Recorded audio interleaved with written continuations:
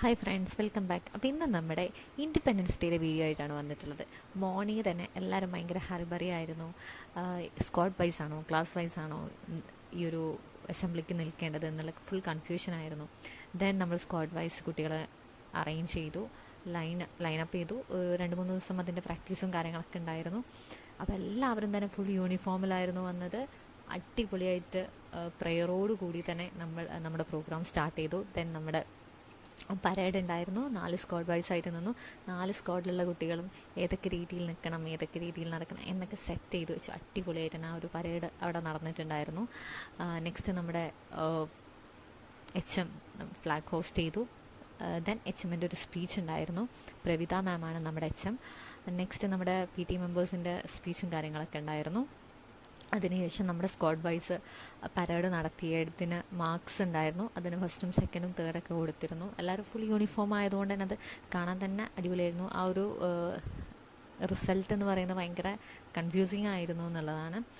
നമ്മുടെ സാറും അതുപോലെ തന്നെ അധികാരികളുമാണ് അതിനെ സെലക്ട് ചെയ്തിട്ടുണ്ടായത്.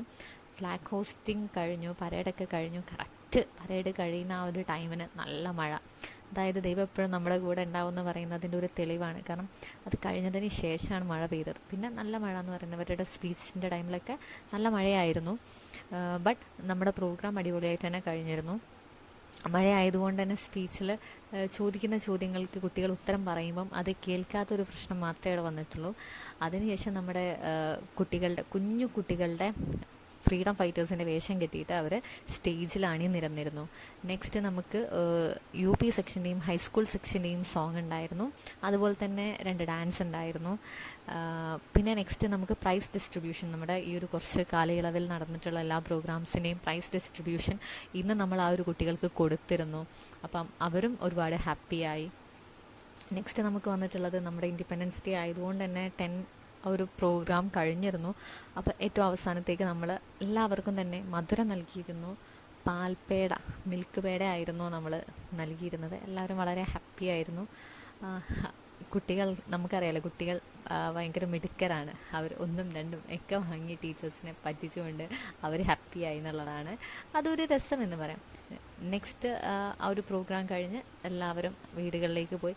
അപ്പം ഈ ഒരു പ്രോഗ്രാമിൻ്റെ ഹൈലൈറ്റ് എന്ന് പറയുന്നത് ഈ ഒരു ഡാൻസും അതുപോലെ തന്നെ ഹൈസ്കൂൾ സെക്ഷൻ്റെ ഒരു സോങ്ങും ഉണ്ടായിരുന്നു.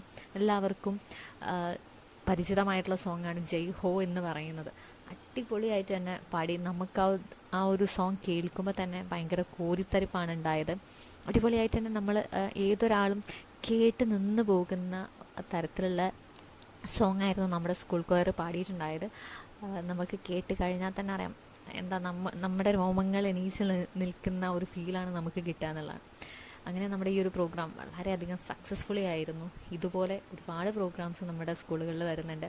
അപ്പോൾ എല്ലാം കണ്ട് പ്രോത്സാഹിപ്പിക്കുന്ന നിങ്ങൾക്ക് ഒരുപാട് താങ്ക്സ് പറയാണ്. അപ്പോൾ thank you for watching this video.